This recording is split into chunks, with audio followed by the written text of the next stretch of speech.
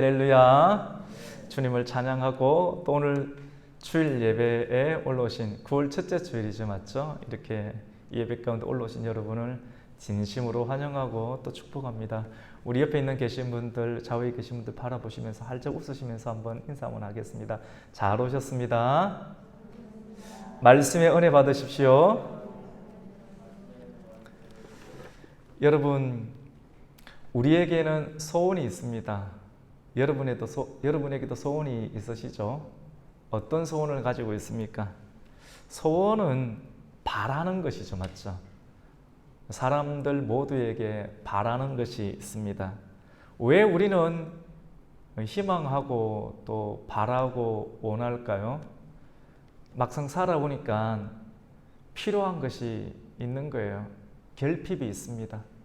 부족한 것이 있고 내 힘으로 감당할 수 없는 그런 상황들이 있습니다.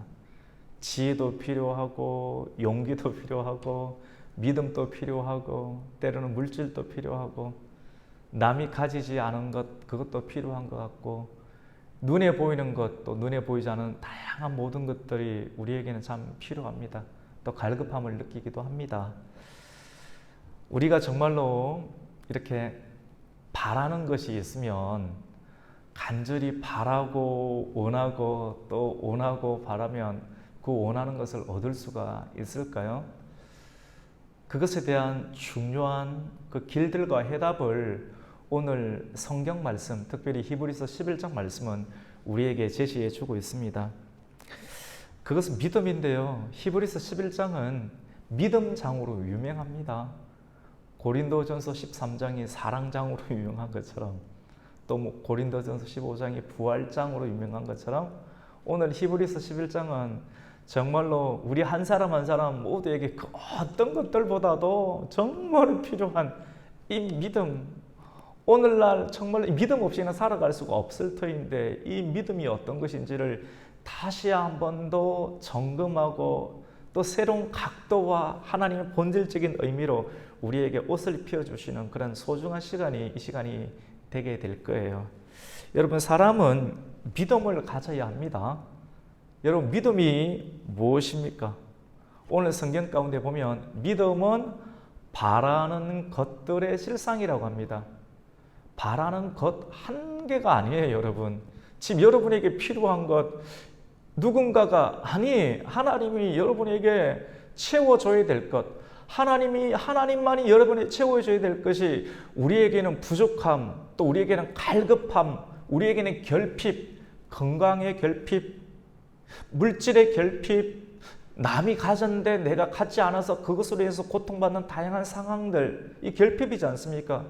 이러한 결핍들이 우리 주변 가운데 놓여짐으로 말미암아 하나님께 선택받은 사람들은 이것으로 하여금 믿음을 가지게 합니다.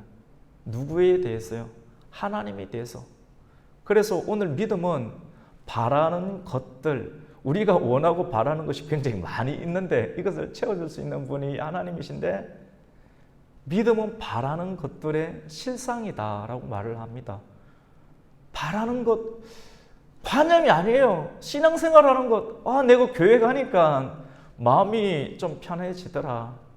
내가 신앙에 좋은 사람하고 문자를 하고 또 상담을 하고 대화를 나누니까 내 마음이 좀 기쁨이 또 생겨지더라. 단순한 이 정도의 문제가 아니라 믿음이라고 하는 것은 저와 여러분이 이 바라는 것들의 실제라고 주님은 말씀하고 계십니다. 그리고 바라는 것, 그렇게 일어날 것을 믿고 행동하고 걸어가라고 하는 것이죠. 믿음은 단순한 생각이 아닙니다. 관념이 아니고 움직이는 겁니다. 몸을 움직여서 옮겨가는 거예요. 마치 여러분, 이스라엘 백성들이 하나님께서 약속의 땅을 주셨지 않습니까? 그래서 약속의 땅을 고생해서 하나님의 도우심으로 40년간 지나가서 가나안 땅에 들어갔습니다. 들어가니까 막 천국이 펼쳐질 것 같은데 아니에요. 장벽이 있습니다. 가장 큰 장벽, 요단강도 기적으로 지나갔고요. 진짜 큰 장벽이 있었습니다. 여리고성입니다. 엄두가 안 납니다. 막 우울증에 걸릴 것 같아요. 지금까지 내가 하나님 말씀만 붙잡고 만나 먹고 메추라기만 먹으면서 이 광야 생활을 지나왔는데 이것에 대한 보상이 하나님 거짓말이었나? 막 마음이 너무 답답하고 힘듭니다. 근데 하나님께서 믿음을 가지라고 합니다. 그리고 이스라엘 백성들이 하나님께서 여호수아에게 주셨던 말씀, 그 말씀에 의해서 믿음이 생겨서 믿음은 어떻게 현실적으로 보면 좀 웃깁니다, 여러분. 이 가나안 땅을 정복해야 되는데, 이 여리고성을 정복해야 되는데 하나님께서 주시는 것은 뭡니까? 말씀이 뭡니까? 돌라라고 하는 거예요. 화살을 더 만들어도 모자랄 것 같은데, 공병대를 더 만들어도 모자랄 것 같은데 돌라. 근데 믿음으로 도는 거예요. 믿음으로 도는 것. 단순하게 성을 구경하는 개념이 아니라 하나님께서 이 성을 반드시 무너뜨리실 것이라는 분명한 확신을 가지고 믿음으로 돌고 있는 겁니다. 지금 우리에게 필요한 것은 그냥 관념적인 것, 생각적인 것이 아니라 하나님의 말씀을 받았으면 그 말씀을 가지고 몸이, 발이 움직여야 돼요. 어디로? 우리가 두려워하는 문제의 상황 가운데 직면해서 그 앞에서 움직이는 거예요. 그 밑에 있으면 위에서 돌을 던질 것 같고 뜨거운 기름은 부을 것 같은데 두려워하지 말고 하나님께서 말씀으로 가라고 했으니까 그 말씀을 믿고 하나님께서 반드시 무너뜨린다는 확신을 가지고 움직이는 것을 실제라는 겁니다. 믿음은 바라는 것들의 실제. 우리 입술을 열어서 입술에 여러분의 소리가 공명돼서 여러분의 귀에 들릴 수 있도록 같이 해봅시다. 믿음은 바라는 것들의 실제입니다. 실제라니까요. 이게 여러분의 소리가 여러분이 들어야 돼요. 영어도 여러분이 읽어야지 그 영어의 단어가 기억이 되고 소리가 나오는 것처럼 그냥 들어서 내가 잘하는 것이 여러분이 읽고 말씀을 듣고 여러분이 움직일 때 말씀이 여러분의 실제가 되는 것입니다. 이것이 믿음의 진수입니다. 여러분, 성경은 믿음은 바라는 것들의 실상, 그리고 정말로 믿는다라고 하면 믿고 행동하라. 그리고 믿음으로 하나님께 나아가는 자가 하나님께서 상을 주신다라고 말씀을 합니다. 예수님께서 말씀하십니다. 병자들이 예수님에 대한 믿음을 가지고 예수님 밑으로 찾아옵니다. 때로는 사람들이 너무 많아서 여리고성처럼 예수님 주변에 사람들이 막 포진이 되어 있어요. 굉장히 이게 새로운 시대의 여리고성입니다. 뚫고 들어갈 수가 없어요. 너무너무 죽을 병에 걸렸는데, 근데 믿음으로 어떻게 합니까? 천장으로 올라가서 천장을 뜯고, 왜냐하면 반드시 주님을 만나야겠다는 믿음이 있으니까. 그 믿음은 사람으로 하여금 움직이게 합니다. 올라가게 합니다. 장벽 앞에서 주저앉고 내가 저 사람 때문에 내가 이렇게 되었다라고 원망하며 탓하는 사람, 믿음이 전혀 없는 사람입니다. 그건 믿음 아닙니다. 장벽이 있습니다. 믿음은 부딪혀야 돼요. 장벽에 부딪히고 고민하고 묵상할 때 하나님께서 생각나게 하십니다. 위를 보라. 위를 보면 길이 있지 않느냐. 예수님은 길이거든요. 여러분, 믿음은 길을 내어줍니다. 내가 남들이 생각하지 못하는 길을 올라가서 천장을 뚫고 지붕을 뚫고 그 병자를 내리니까 예수님께서는 그 믿음, 나를 만나려고 생명을 걸고 이렇게까지 하시는 움직이는 그 믿음을 보고 네가 죄 사함을 받았다. 그냥 가라. 그 말씀을 듣고 가면 되는 겁니다. 한 번도 걷지 못한 사람이 내가 죄 사함을 받았다. 그리고 병에서 나았으니 움직여봐라. 예수님 말씀을 듣고 우리는 생각합니다. 어떤 죄가 있는 이성은 어떤지 아십니까? 내가 정말로 몸이 다 나았는지는 내 눈으로 확인한 다음에 내 눈이 확인되어 있으면 내가 움직이겠다는 거거든요. 요단강을 건너라 하는데 요단강이 점점 조금씩 물러가는 거 보고 내가 움직이겠다는 겁니다. 주식 투자 많이 있는데 뭐 내가 해보고 투자하겠다는 겁니다. 이런 식의 생각들을 하고 하나님의 말씀의 생각은 완전히 부딪힙니다. 여전히 넘실거리는데 믿음은 그냥 발을 내디더라. 내 눈에는 아무것도 안 움직이는데 믿음은 하나님의 말씀이 왔어요. 말씀을 듣고 말씀의 안에서 내 심령이 변화를 입어서 믿음으로 내 눈은 부딪히는데 믿음으로 눈을 복종시키는 거예요. 시켜서 갑니다. 한 번도 일어나지 못한, 걷지 못하는 사람이 나사렛 예수 그리스도 이름으로 명하노니 일어나 걸어라. 내가 한번 손 안 잡고 한번 일어나 볼게가 아니라 그 말씀 듣고 믿음이 생겨서 그냥 일어나는 거예요. 일어나니까 한 번도 걷지 못한 사람이 일어나게 되어서 가게 되는 것이죠. 여러분, 믿음이 있는 사람과 믿음이 없는 사람은 일상생활에서 차이가 납니다. 여러분, 우리가 오고 가는 대화, 사람들하고 만나지 않습니까? 만나서 사업을 하든지 밥을 먹든지, 밥을 먹는 거 같이 있고 싶으니까 밥 먹는 거 아니에요.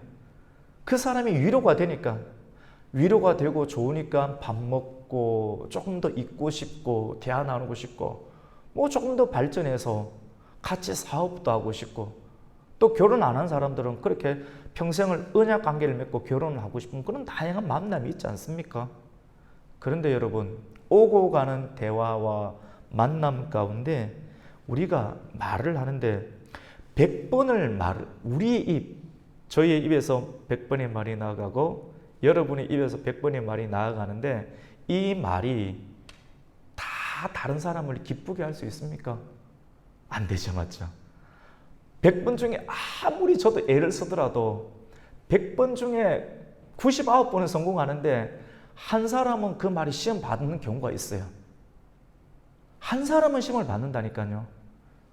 그러면 진짜 믿음 있는 사람은 뭐냐면, 믿음이 없는 사람의 특징은 99번은 잘했는데 그거는 온데간데 없어요. 그 사람과의 관계의 실제는 뭐냐면, 지금까지 99번을 잘해준 것은 순식간에 잊어버리고 방금 전에 한 번 내 마음을 불편하게 했던, 그것이 사실 꼭 불편한 건 아닌데 불편하게 했던 그 말 한마디, 그것이 지금까지 너와 나 사이의 관계의 실제가 되어버립니다. 상처받는 거죠. 여러분, 상처받는 것 물론 받을 수 있는데요, 또 다른 의미로 제가 설명을 드리면, 선포할게요. 상처받지 마세요. 상처를 왜 받아요? 그냥 이 말을 한번 듣고 가세요. 상처받지 마시라니까요. 왜 받으세요? 상처받지 마시라니까요. 계속 반복합니다. 받지 마시고 여러분이 받을 복을 받으세요. 할렐루야. 말씀을 받으세요.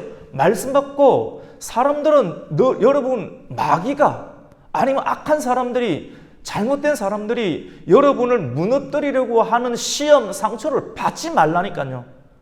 하나님의 말씀만 받기를 주님 이름으로 축원합니다. 문 두드린다고 여러분 다 문 열어줍니까? 여러분에게 문자 보내서 만난다고 다 만나줘야 될 어리석은 바보가 어디 있습니까? 왜 바보 같은 짓을 합니까?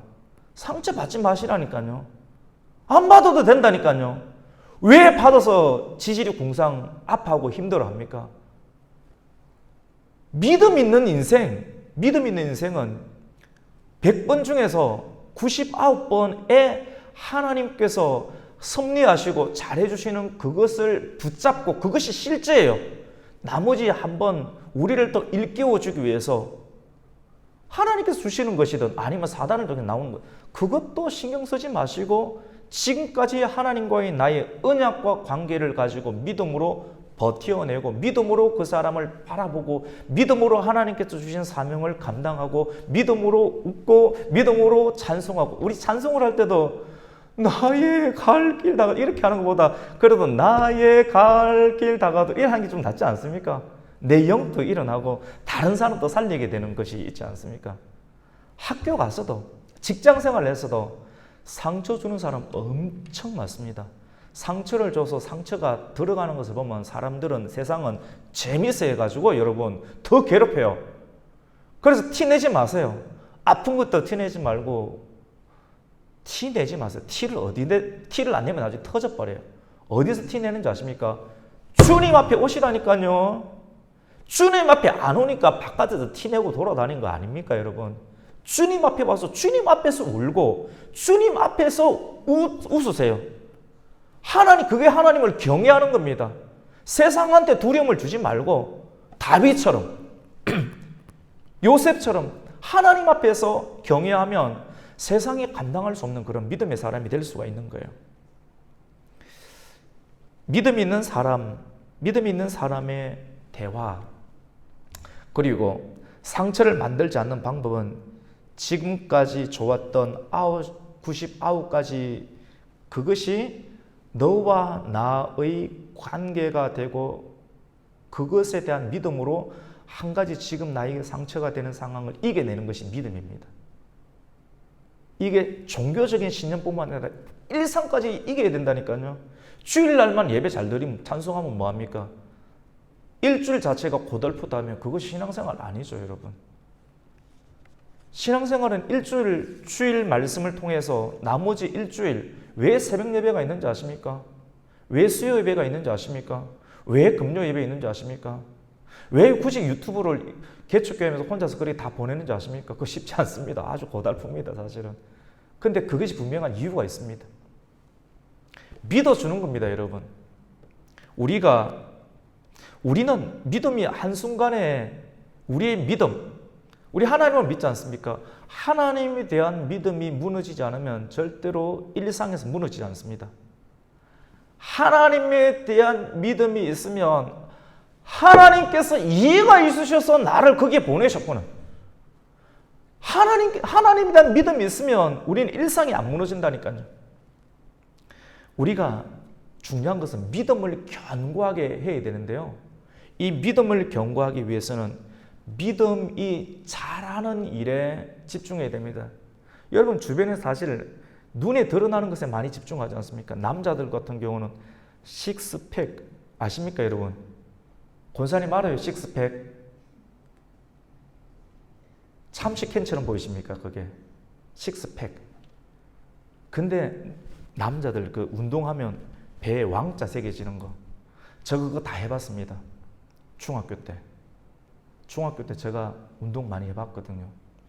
그런데 요즘 사람들, 남자들은 돈 벌고 그러면 그거를 보여주고 싶어요.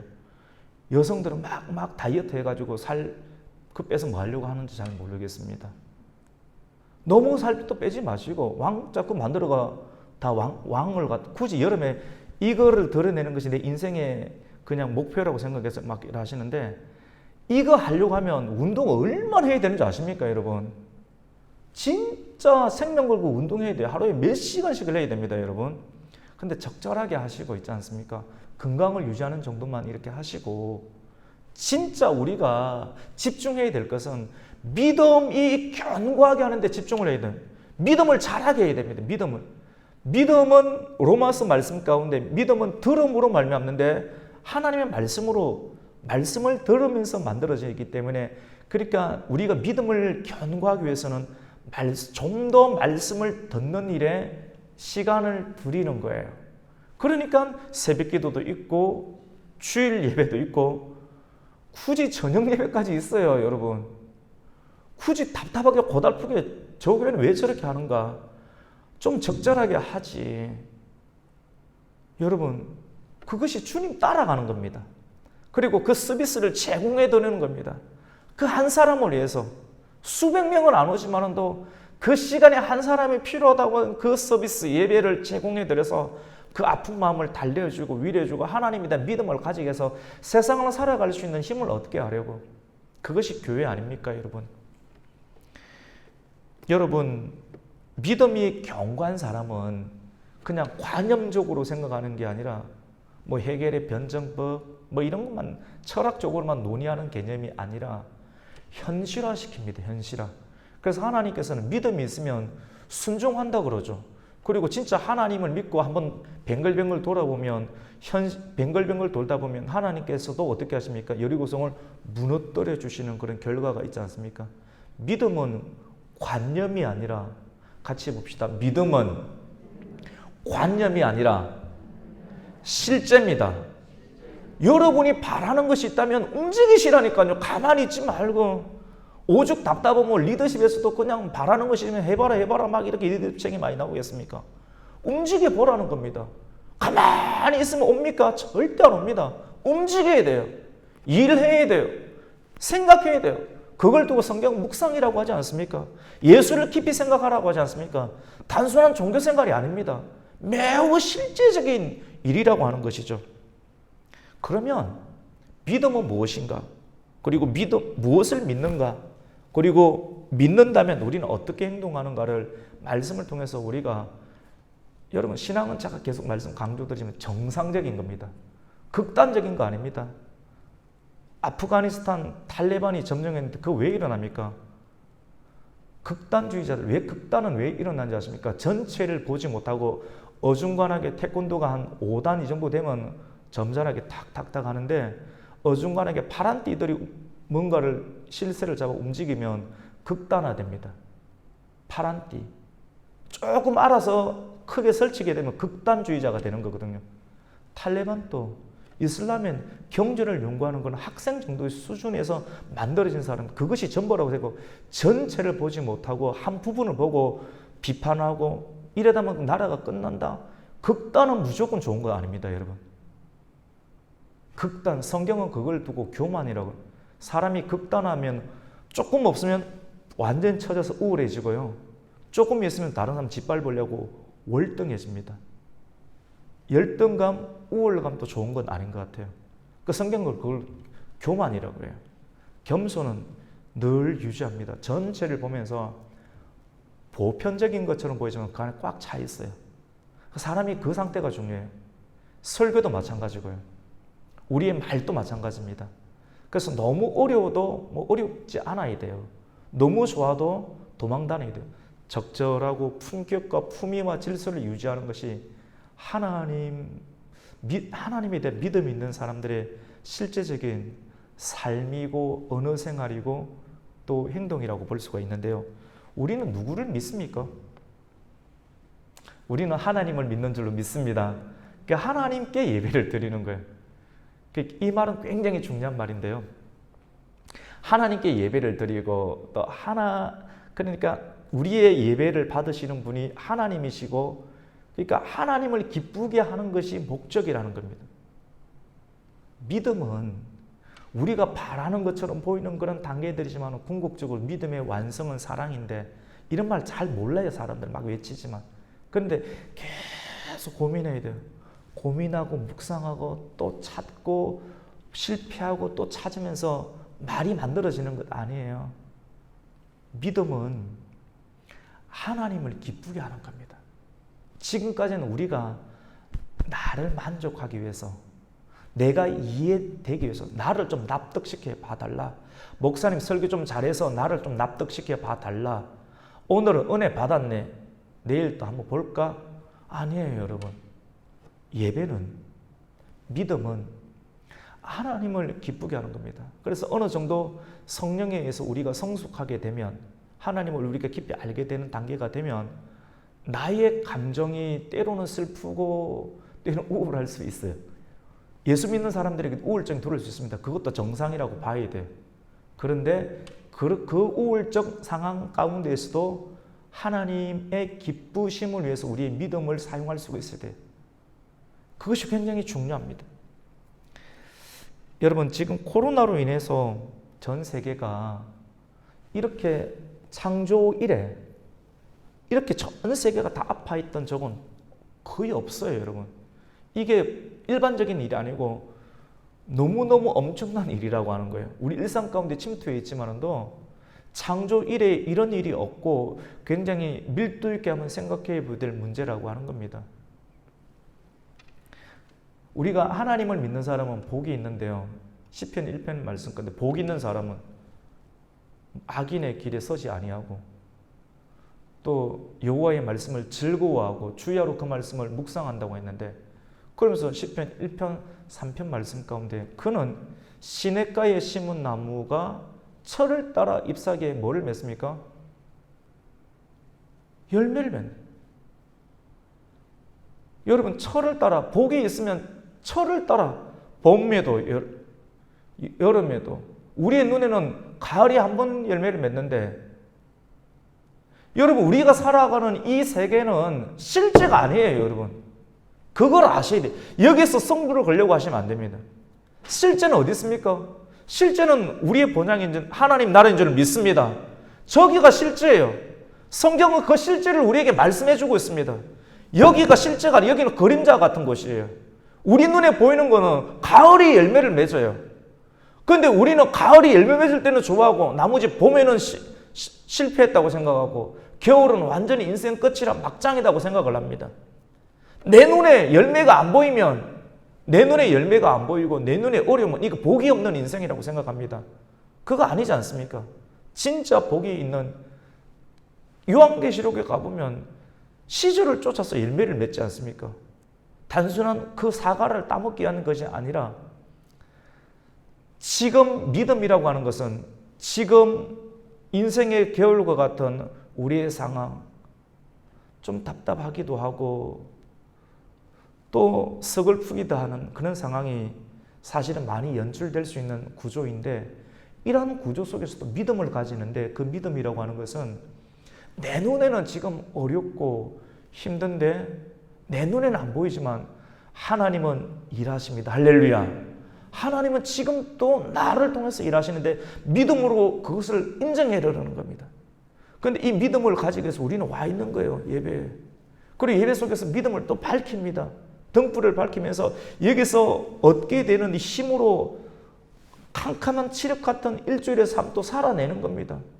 누군가가 나를 비난하고 또 내가 시도하는 일들이 내가 원하는 목표치만큼 성과를 창출하지 못할 때 짓누르게 되는 아픔들, 그런 모욕감들, 스스로 나 자신을 정죄할 수밖에 없는 그런 구조들, 이런 상황 가운데서도 그렇게 안 해도 된다. 하나님께서 너를 기뻐하신다. 사람들은 너희가 성과가 좋으면 칭찬하고 네가 돈을 많이 벌면 칭찬하지만 하나님은 너를 기뻐하셔. 너 자체를 기뻐하신다. 라고 하는 마음들을 가지게 될 때 그 사람 자살 안 합니다. 혹시 자살 충동을 갖고 있는 사람이 있죠? 가끔씩 생각하잖아요. 안 해도 된다니까요. 안 죽어도 돼요. 안 갈랐어도 돼요. 안 깨어져도 된다니까요. 계속 할 수 있다니까요. 세상이 주는 메시지를 듣지 마시고 하나님이 주시는 메시지. 하나님, 그래서 정말 믿음 있는 사람은 하나님을 기쁘시게 하는 그런 삶을 살게 되는 거예요. 믿음이 있는 사람들은 어떤 행동을 하는가? 오늘 우리가 함께 히브리서 11장 1절에서 7절까지 읽었잖아요. 히브리서 11장 전체가 믿음장인데 성경에서 내놓으라는 사람들 다 갖다 넣어놨습니다. 그런데 오늘 특별히 1절에서 7절까지는 아브라함, 믿음의 아버지가 아브라함이라고 이야기하잖아요. 조상. 아브라함이 이전에 있었던 대표적인 믿음의 선진들 세 사람을 딱 롤 모델로 올려놓고 이 사람들에 대해서 성경은 소개하면서 이 사람들이 행했던 일들이 하나님을 기쁘게 했는 일들이라. 이것이 믿음이다라고 소개하면서 믿음이 뭔지를 알고자 하는 사람들에게 믿음을 알려주고 이 길들을 자기의 약도로 삼아서 한번 해보면 성공할 것이다 우리에게 가르쳐주는 중요한 본문입니다. 첫 번째, 하나님을 기쁘시게 하는 믿음을 가졌던 첫 번째 사람은 누군가? 그거는 여러분 예언? 최초의 사람이 누굴까요? 1번 아담, 2번 아벨. 몇 번일까요? 아담이죠. 예. 목사님이 확실히 영역이 있는 것 같아요. 말도 안 해도 다 알아듣는 것 같아요. 맞습니까? 웃지도 않으시네요. 아담 다음에 아벨과 가인이 있었어요, 여러분. 그런데 오늘 성경은 아벨에 대해서 이야기를 하고 있는데 아벨은 가인보다 더 나은 예물과 제사를 드렸다라고 말씀합니다. 우리 한번 볼까요? 우리 11장 4절 말씀을 같이 한번 읽어보겠습니다. 시작. 믿음으로 아벨은 가인보다 더 나은 제사를 하나님께 드림으로 의로운 자라 하시는 증거를 얻었으니 하나님이 그 예물에 대하여 정언하심이라. 그가 죽었으나 그 믿음으로서 지금 또 말하느니라. 아멘. 여러분, 하나님은 아벨이 행했던 것들 가운데 하나를 드러내는데 사실 아벨은 일찍 죽었거든요. 죽었는데도 그 사람의 행했던 업적들, 호랑이는 죽어서 가죽을 남기고 사람은 죽어서 이름을 남긴다는데 아벨은 이름도 남겼고 그 이름 안에 빛나는 빛나는 그 이런 그 믿음을 아직까지 하나님께 전해 주시는데요. 왜냐하면 가인보다 더 나은 예배를 드렸다고 합니다. 여러분, 하나님 비교하시나요? 하나님도 참 비교하시네요. 여러분, 비교할 만하지 않습니까? 그래, 비교합니다. 비교할 만하지 않나요? 여러분 비교하지 않습니까? 여러분이 어떤 걸 선택할 때 비교해서 치사 선택하지 않습니까? 근데 하나님의 비교는 우리의 비교와 달라요. 우리의 비교는 정욕적이지만 하나님의 비교와 하나님의 판단은 절대 치우침이 없고 공정합니다. 그래서 하나님만 비교하실 수가 있고요. 하나님만 심판하실 수가 있습니다. 여러분 믿으십니까? 그러니까 우리 하나님 믿는 것 아니에요. 하나님의 심판은 공정하니까 우리가 따르는 것 아니에요. 하나님의 비교는 확실한 거잖아요. 정확하잖아요. 왜냐하면 우리는 비교는 나에게 유리하면 이 사람을 선택했다가 저걸 선택했다 하지만 하나님 그런 분이 아니잖아요. 아벨은요, 더 탁월한 예배를 드렸다고 하는 겁니다. 더 탁월한 예배. 단순하게 더 많이 모여서 더 많은 돈을 내서 이런 물량적인 것이 아니라 하나님은 사람 그 자체를 굉장히 소중하게 여기시거든요. 그 중심을 보십니다. 그 사람이 하나님 앞에 나아가는 것이 교회를 찾아오는 것이기도 하고 하나님께 나아가는 것이 고난을 뚫고 지나가는 것이기도 하고 하나님께 나아가는 이런 총체적인 상황이 하나님 앞에 자기 자신을 드리는 예물이 될 수 있죠. 궁극적으로 그 사람이 하나님 앞에서 반응하는 것을 보면, 하나님 앞에서 내어놓는 것을 보면, 말하는 것을 보면, 하나님께 드리는 것을 보면 하나님에 대한 그 사람의 비중이 얼마인지를 알 수가 있게 되죠. 내 마음이 있는 곳에 내 물질이 있다. 내 마음이 있는 곳에 우리의 가치가 있지 않습니까? 우리가 하나님께 드리는 예배와 예물, 오늘 특별히 히브리서 말씀은 예배와 예물이라고 했어요. 이것이 더 탁월하다고 했습니다. 가인은 땅의 소산을 가지고 풍성하게 차려놓고 예배를 드렸습니다. 땅. 그리고 내가 이렇게 많이 예배 드렸으니까 하나님 오셔야 됩니다. 중심 자체가 사람이 보기에는 그냥 괜찮은데 하나님은 마음이 그렇게 깊으시지 않으셨어요. 근데 아벨이 드렸던 양을 잡고 어린 양을 잡고 피를 흘리고 그리고 그 제사를 드리는데 사실은 표면적으로는 그냥 양을 잡는 제사처럼 보이는데 하나님은 마음이 좋으셨어요. 왜냐하면 아벨이 드리는 예배는 가식이 없었고요. 진심으로 드렸어요. 그리고 하나님을 진짜 믿어 드렸어요. 존중했습니다. 그 믿어 드리는 모습들은 외부의 형식으로 드러나는데요. 아버지 가인, 아버지 아담과 하와가 죄를 지었잖아요. 한번 실수했지 않습니까? 실수해서 알아버렸어요. 사실 알고 있는 게 꼭 좋은 건 아닌 것 같아요. 알았다는 그 자체가 아는 만큼 또 슬픔도 있고 실패도 있는 것 같아요. 뭘 알았습니까? 하나님보다 넘어서려고 하다가 너무 궁금해서 하나님 말씀을 어기고 알아버렸는데 알고 나니까 두려움, 수치심을 느끼게 되는 거예요. 죄를 지으면 사람이 두렵게 또 수치심을 느끼게 되는데 그거를 가리려고 자기가 애를 많이 썼습니다. 너무 바빠요. 여러분 왜 그래 바빠요? 여러분의 수치심과 두려움을 감추기 위해서 바쁜 거 아니에요. 왜 그래 바빠요? 우리 안에 내면적인 수치와 두려움을 감추기 위해서 열심히 하는 것 나중에는 지칩니다, 여러분. 그래서 이렇게 인생 못 살겠다 싶어서 어떻게 사는가 하면 하나님 앞에 나오죠. 하나님은 은혜를 입는 거예요. 은혜를 입어서 하나님께서 누군가를 죽여버렸어요.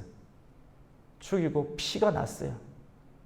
하나님 선물을 주셨는데 이게 정오의 태양빛을 지나도 내가 만든 옷은 바스락거리고 없어져 버리는데 또 수고해야 되고 또 고민해야 되고 또 힘들어야 되는데 아버지께서 내가 실수했는데도 불구하고 하나 모피코트를 하나 던져줍니다. 그걸 입습니다. 그런데 이 코트는, 이 옷은, 이 복음의 옷은 죽었어요. 양을 잡았어요.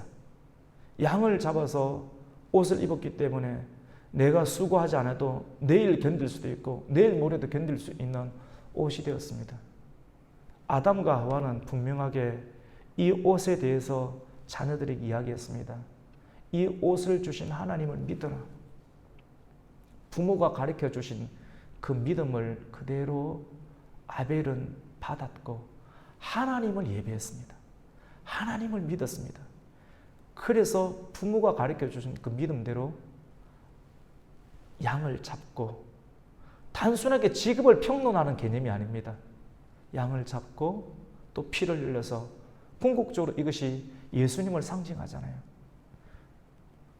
우리가 하나님 앞에 나아가서 하나님 우리를 받아줄 수 있는 유일한 근거는 우리에게는 없습니다. 예수의 피밖에 없습니다. 여러분 믿으시죠? 예수의 피밖에, 그러니까 하나님의 비교는 절대로 우리가 따질 수 있는 비교가 아니에요. 예수의 피, 그것을 믿고 아벨의 제단 가운데 하나님께서는 불로서 응답해 주죠. 우리가 예배를 드릴 때 하나님의 불을 받아야 됩니다. 불은 힘입니다. 불이 있으면 에너지가 있습니다. 불이 있으면 아픔을 태워줍니다. 불은 능력입니다. 불은 피로를 채워줍니다. 믿음으로 드릴 때 하나님의 불이 여러분 가운데도 임하는 은혜가 있기를 축원합니다. 체험을 받고 나가야 될 거 아닙니까? 그래야지 여러분이 또 해야 될 일들을 할 수 있잖아요. 근사해야 될 일들이 얼마나 많습니까? 바라는 것 정도가 아니라 바라는 것들의 실상이라 그랬잖아요. 믿음 없이 어떻게 살아갈 겁니까? 우리가 두 번째로 에녹인데요. 에녹은 죽음을 바라보지 아니하고 성천했던 사람입니다. 5절 말씀 가운데 보면 그는 죽음을 경험하지 아니하고 하늘로 성천할 때 하나님을 기쁘시게 하는 자라는 그런 증거를 받았다고 하는데요. 이거는 다른 말로 동행을 했다라고 하는 말입니다. 여러분 성경에 하나님과 동행을 했다는 표현이 딱 두 군데 나오는데요. 에녹의 동행이 있고 노아의 동행이 있습니다. 우리 창세기 5장 24절 화면을 보고 함께 읽겠습니다. 시작. 에녹이 하나님과 동행하더니 하나님이 그를 데려가심으로 세상에 있지 아니하였다. 데려가 버렸죠. 동행하다가 동행. 같이 한번 해볼까요? 동행. 이름 이쁘죠? 좋죠. 동행.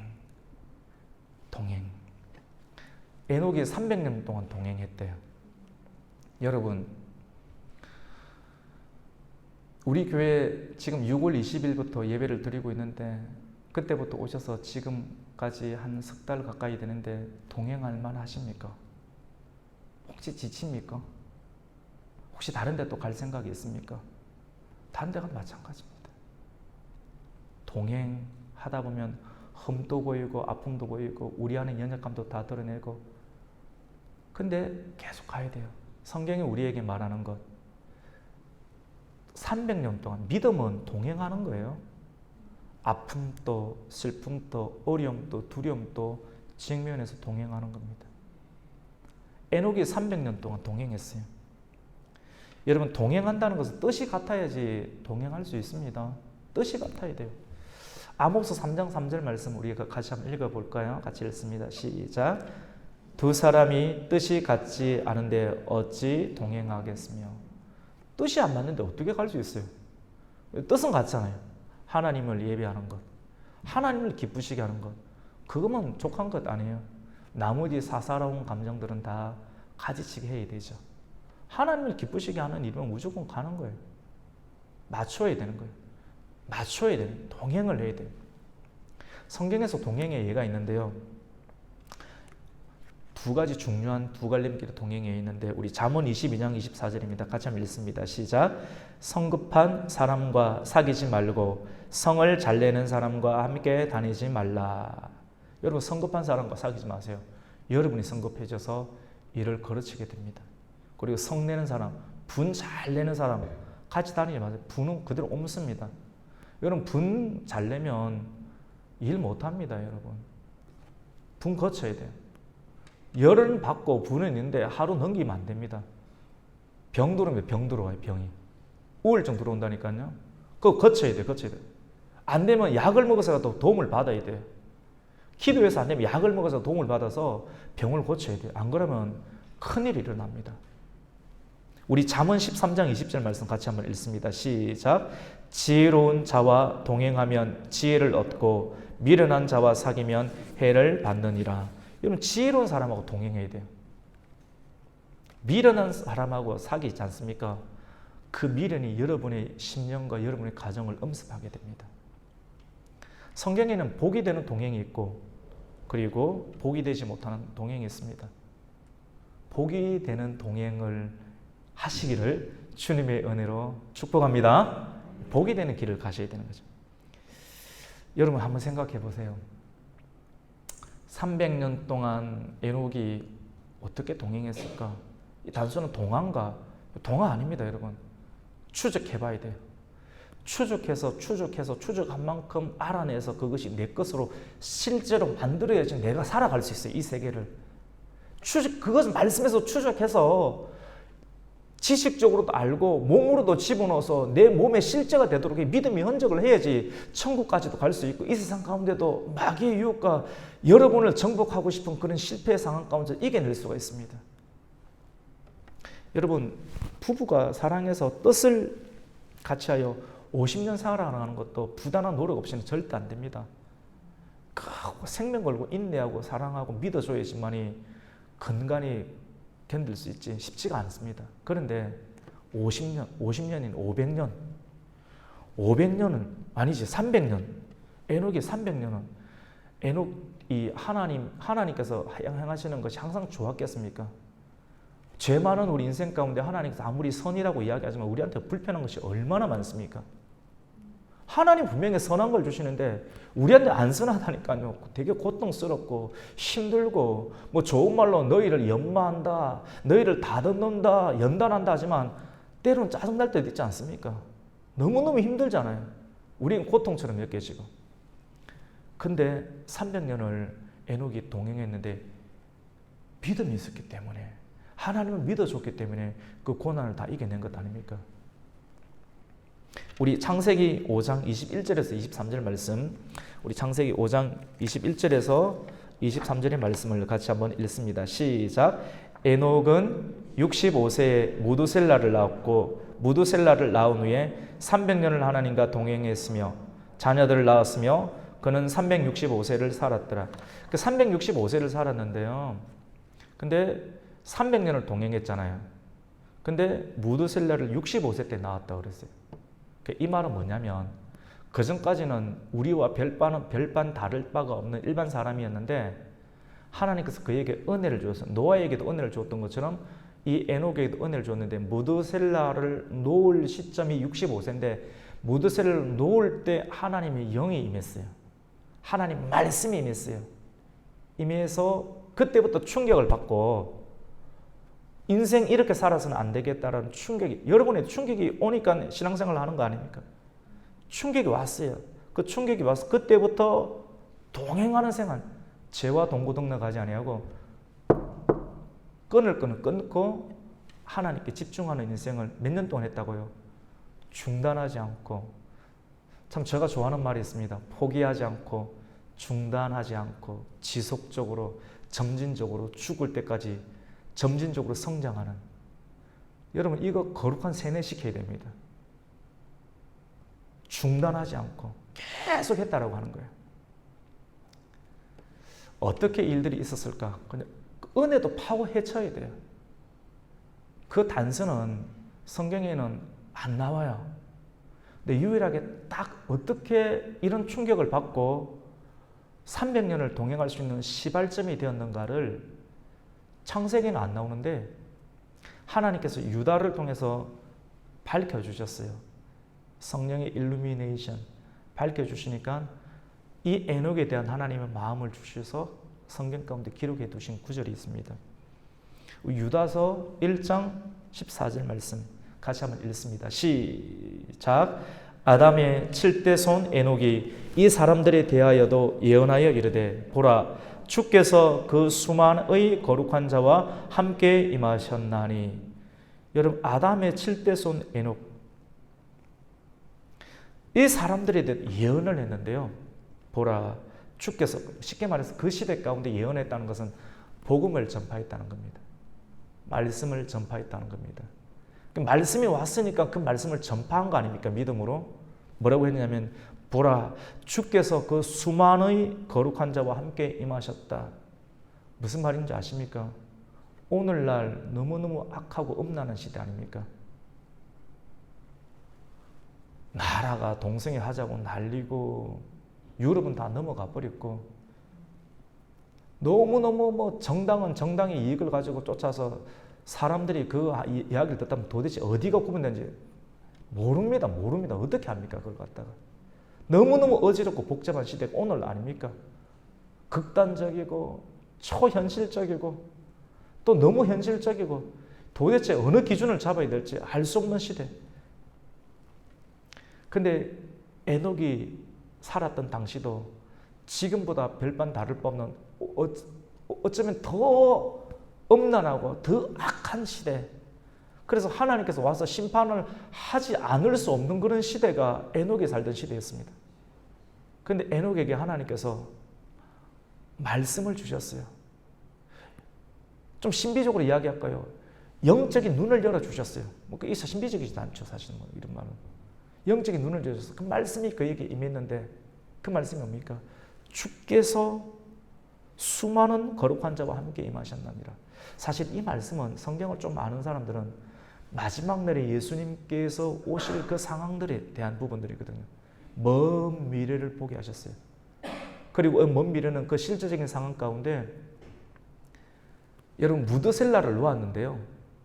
무드셀라를 놓을 때가 너무 악했는데 무드셀라라는 이름이 어떤 뜻인지 아십니까?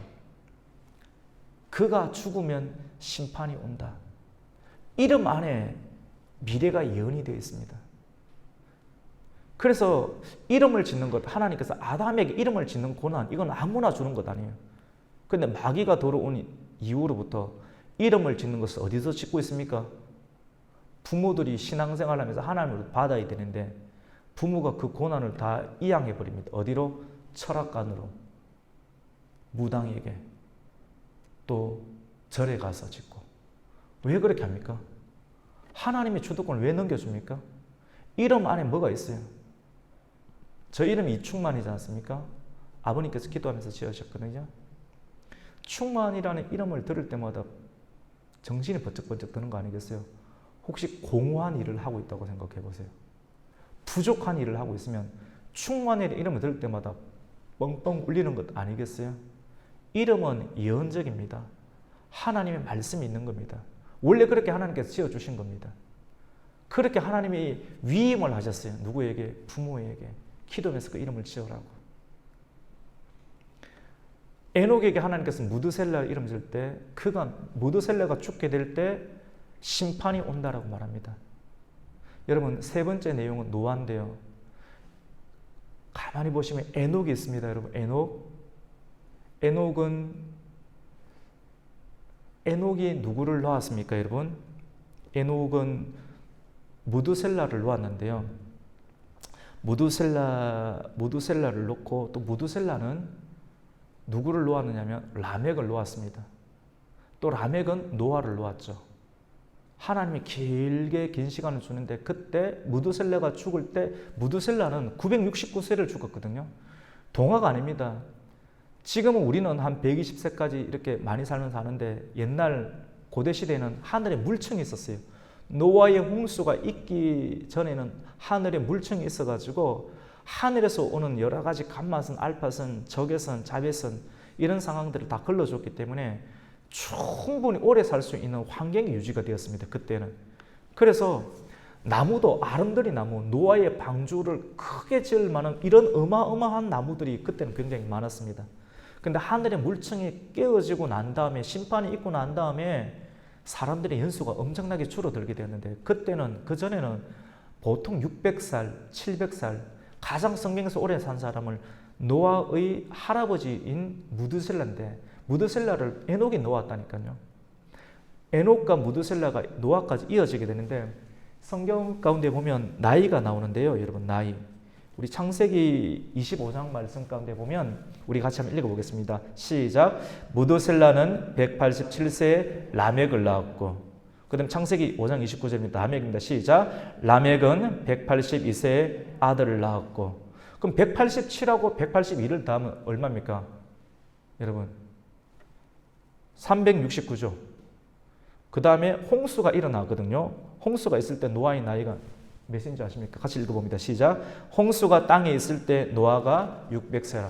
여러분 187, 182, 600 더하면 몇 세입니까? 969세. 우리 창세기 5장 27절 무드셀람 언제 죽었는지 한번 보겠습니다. 시작. 그는 969세를 살고 죽었더라. 성경은 1.1획도 틀리지 않고 정확합니다. 그러니까 에녹이 동행을 했다는 것, 믿음으로 살았다라고 하는 것, 이런 영적인 말씀을 받고 그 말씀이 미래에 이뤄질 일이지만도 미래에 이뤄질 실제가 그렇게 된다는 것을 믿고 정신 차리고 생활했다는 겁니다. 몇 년 동안? 300년 동안. 이 동화 아닙니다, 여러분. 그러니까 믿음으로 산다는 거 굉장히 강해야 됩니다. 여러분 50명, 30, 100명 사장님들 되게 강해야지 살아남지 않습니까? 그거보다 더 부지런하고 더 강해야 돼요. 더 멘탈이 더 단단해야 돼요. 단순한 멘탈 정도가 영이 임해야 돼요. 하나님 영적으로 그래 안 살면 여러분이 조금 멘탈이 흔들려 보세요. 사람들이 막 둘러싸고 집어삼키려고 그러죠. 정신 차려야 됩니다. 단순하게 먹고 살고 사업 정도의 개념을 뛰어넘어서 하나님의 말씀을 받고 믿음으로 살아가야지 단순한 관념 종교생활이 아니고 매우 실제적인. 그래서 마지막 노아는요. 세 번째 노아는 앞으로 일어날 일들에 대해서 경고를 받고 방주를 짓습니다. 양 한 12만 5천 마리 정도 들어갈 만한 엄청난 크기. 그런 배를 그때 그 당시에 지으면 믿음이 있는데 그 믿음을 실제화시키면 사람들이 내버려 둡니까? 절대로 내버려 두지 않습니다. 여러분이 예배를 드리고 잘 믿어 보십시오. 사람들 옆에 있는 친구들이 가만히 있습니까? 너 왜 술 안 마시는데? 너 이전에 술 마셨잖아. 너 왜 교회? 아이고 너까지 이전에 뭐 다른 애 가만히 절대로 안 둡니다. 그 정도 수준을 뛰어넘어서 엄청나게 많은 양이 들어갈 수 있는 큰 배를 짓고 하루 이틀 3일 4일 계속 짓고 120년 동안 짓고 있는 거 보면서 120년 동안 고통받으면서 직면하는 겁니다. 근데 그것이 자기 자신에게는 고통처럼 보이는데 이것이 성경은 세상을 정죄한다고 합니다. 하나님 기회를 주는 거예요. 노아는 믿음으로 방주를 짓고 있는데 이것이 정건데 그 정거 안에 들어오지 않는 사람들은 이미 정죄당해서 심판당한다는 겁니다. 오늘 마지막 말씀입니다. 오늘 히브리서 11장 7절 말씀 같이 한번 읽습니다. 시작. 믿음으로 노아는 아직 보이지 않는 일에 경고하심을 받아 경외함으로 방주를 준비하여 그 집을 구원하셨으니 이로 말미암아 세상을 정죄하고 믿음을 따르는 의의 상속자가 되었느니라. 아멘. 여러분 너무너무 감사해요. 사실은 제가 이 말씀을 빠르게 전하면 가능은 12시 안에는 마칠 수 있을 것 같은데 그렇게 전하는 것보다 저도 믿음으로 여러분이 잘 들어주실 것 같은 믿음이 있어가지고 조금 천천히 해서 지금 12시 9분이거든요. 그런데도 인상 쓰시는 분 한 분 없으시고 그래도 다 초롱초롱하게 따라오셔서 너무너무 감사합니다. 저도 믿음으로 설교하고 여러분도 믿음으로 설교를 들어주셔서 너무너무 고맙고 감사합니다. 마지막에 이제 정리를 할게요, 여러분. 오늘 우리 세 사람을 소개를 받았습니다. 아벨이죠, 아벨. 아벨은 예배를 드리는 것. 단순한 예배가 아니죠, 맞죠? 그 다음에 에녹은 동행하는 것. 하나님의 먼 미래의 심판에 대한 경고를 받고 이거 각성하고 300년 동안 쭉 갔는데 그 인생이 그렇게 평통했겠습니까? 불편한 것도 많고 어려움도 많은데 믿음으로 300년을 살아냈다는 것. 그 다음에 노아. 여러분 제가 참고로 조선공학을 전공했습니다. 배 설계하는 사람입니다. 설계하는 사람이 굉장히 디테일하죠, 맞죠? 그리고 굉장히 공학적인 업무를 하지 않습니까? 엔지니어지 않습니까? 이런 사람 이성적인 스타일이 하나님 말씀 임했다고 그걸 그대로 믿고 따라가는 것 되게 어렵습니다. 현실성을 되게 따지는 사람입니다. 근데 노아에게 하나님 말씀 임해서 자기가 이렇게 했을 때 얼마나 많은 사람들에게 조롱을 받을지 다 압니다. 근데 그 조롱을 받으면서 120년을 그 일들을 해냈다는 것. 이것이 믿음입니다. 우리 인생의 기준을 나의 만족과 기쁨이 아니라 하나님, 우리의 예배를 받고 우리가 믿는 대상은 하나님이신데 하나님이 기뻐하시는 일인가 아닌가를 기준으로 삼는 거예요. 이 일들을 목표로 삼고 믿음을 부단하게 만들어 가야 됩니다. 내 감정이 아닌, 내 뜻이 아닌 믿음은 하나님이 기뻐하는 겁니다. 오늘 성경이 계속해서 오늘 히브리서 11장이 하나님을 기쁘시게 하는 이런 말이 계속 나오거든요. 하나님을 기쁘시게 하는 그런 일들 가운데 여러분의 시간, 여러분의 물질, 여러분의 가장 좋은 것들을 계속해서 집어넣는 일들을 많이 하시면 믿음이 견고해져서 때로는 불편하게 들리는 소리 또는 상처받는 것도 그것에서 다 깨어버리는 것이 아니라 그럼에도 불구하고 쭉 동행하게 되고 끝까지 예배를 드리게 되고 끝까지 구원의 방주를 짓는 일들 가운데 중단하지 않고 또 포기하지 않고 지속적으로 나아가실 수 있는 저와 여러분, 우리 가곡의 성도가 되시기를 예수님의 이름으로 축원합니다. 아멘. 하나님 감사를 드립니다. 오늘 주일날 참 감사합니다. 하나님께서 허락하여 주신 우리 귀한 성도님들과 함께 믿음으로 말씀을 준비하고 믿음으로 말씀을 전하고 또 우리 성도님들은 믿음으로 말씀을 들었습니다. 이것을 통해서 하나님께서 기뻐하시는 이 예배가 된 줄로 믿습니다. 이후의 삶 가운데 참으로 들은 말씀대로 하나님께 예배하는 일주일을 보내게 해주시고 하나님과 에녹처럼 동행하는 일주일이 되게 해주시고 하나님께서 우리에게 맡기신 구원의 방주를 짓는 일들 가운데 쓰임받는 역사가 일어나게 하여 주시옵소서. 예수님의 이름으로 기도드립니다. 아멘.